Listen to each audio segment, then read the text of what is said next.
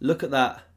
I'm shaking like a leaf. Could be the wedding hangover, or more likely, it's because it's been 48 hours since I covered a Magnus Carlsen game. What's going on? I've got withdrawals over here. I don't know if you're feeling the same, but I'm back with a daily dose of Magnus Fix. It's going to be okay soon.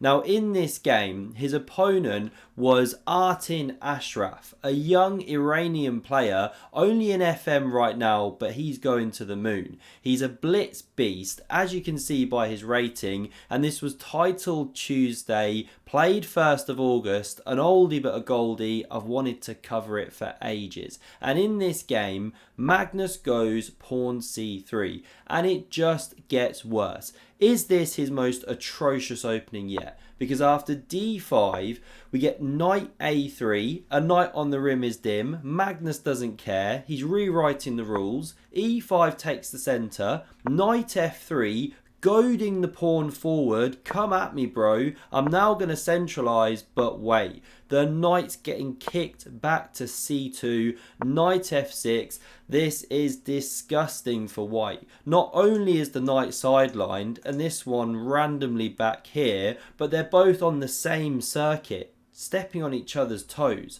So d3 now tries to undermine that big black centre. We get captures, pawn recaptures, knight c6, bishop e2, and now nice developing move, bishop d6. You could have gone d4 there, take some space, sit on this pawn's head, but then you start giving squares like c4. Do you want to let the knight out the box? This is good play from black. And now h6 was played and Magnus strikes with pawn d4. And the best move for black by miles is pawn to a6. And there's a really simple reason behind it. This knight is atrocious. So if you take away the b5 square, c4 is covered by this pawn. Well, where's this knight heading? To get back into the game, it's going to have to backpedal, and this one's going to have to move, and then they're still on the same circuit. There's problems. So that should have been played, but castles instead. Magnus takes the opportunity to hop, and after the bishop jumps back, retaining the bishop pair, now Magnus takes, and look at this. He's cleared a square for himself on d4. First he swaps these bishops, queen recaptures here, and bang, knight bd4. Out of nowhere, Magnus is now doing better despite being horrendously worse out of the opening. Positional mastery. And we've got an interesting position where black has the IQP, isolated queen's pawn, can generate attacking play because you've got open files, outposts for the knights and that sort of thing, but long term it can be weak. So bishop d7 on the board, rook e1, rook fe8 from black, and now bishop f1 opens the eyes of this rook. Why didn't the bishop come to f3 though? Well, knight e5. Magnus anticipating this one, hopping forth, doesn't want to be in the firing line, and now quite an un-Magnus-like move, he goes pawn f3.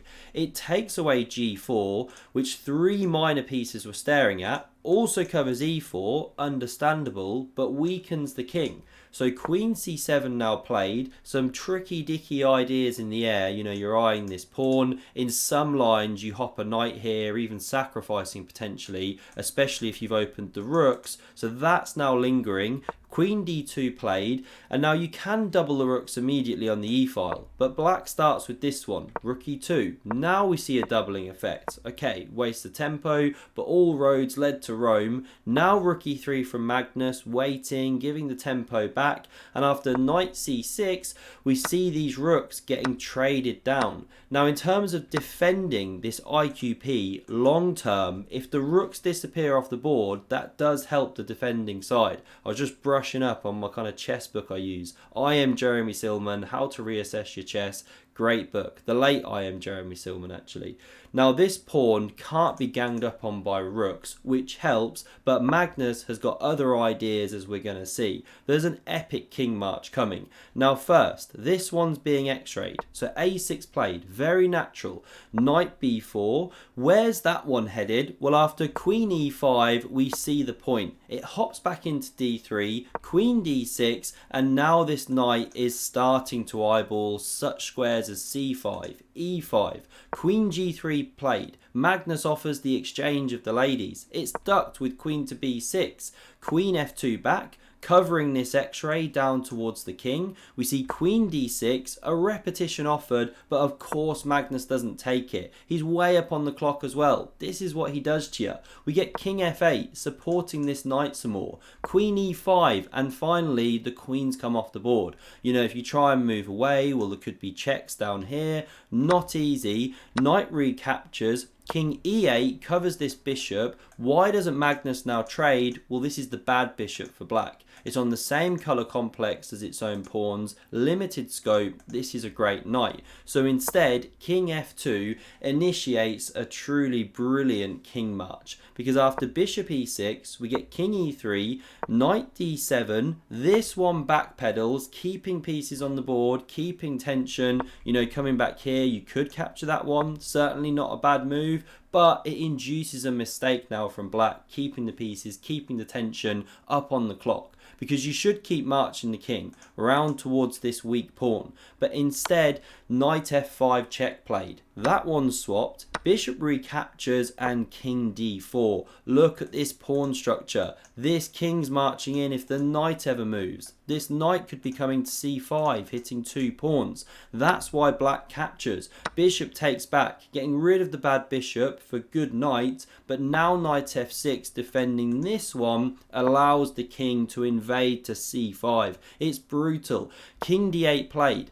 Now, why doesn't Magnus go king b6, the most natural move in the world? Well, now you can go knight d7 check. Tricky idea, because if you take here, then that sneaky knight lands on c5. There goes your bishop. So instead, Magnus goes king d6, taking the opposition here, cutting these squares from the enemy king. So pawn a5 now played. Difficult for black to find good moves. We get bishop b5, using the weakness of the last move. Knight h5 looks for this square. g3 covers. The knight hops back. Pawn a3 from Magnus, and after b6 he goes b4, putting so much pressure on the black player. We get captures, and how would you recapture here? There's a way to play that all the strong players do, and then there's a not so good way to play, which most of us patsers do. So the way to go here is with pawn captures like this. An engine will show you that both moves are good, but this one's more natural because you want to generate an outside pass pawn. And in this particular instance, you're already threatening this king march to win a pawn. So that's why d4. Distract this king. At least allow the black one to march in, defend over here somewhat, but white is a pawn up, and after bishop c4, going 2 pawns up. How do you even defend that one? If king e5, well, now you can start going a4, generate the outside passer. So instead, knight h7 played. The bishop captures, knight g5, desperate counterplay. The bishop re-centralizes, dominating that knight, you know, spraying in both directions. The knight can't move over onto that complex. That's why knight h3, kind of prophetic that the knight sits on a square opposite where Magnus's nasty horsey started the game. We get f4, knight g1, a4 played, and here comes the passer. Check, king c4, g5, you can take, you can go f5 as Magnus did. King e5 played and a5. The pawn has got its running shoes on. Run, Forrest, just watch that film, great film. a7, here it comes, check, and Tom Hanks is heading his way down into the corner, about to turn into a girl. There's a modern thing for you. Hope you enjoyed this game, and if you want to see another stunning game of Magnus Carlsen chess, check out the video on screen. I hope to see you again soon. Cheers.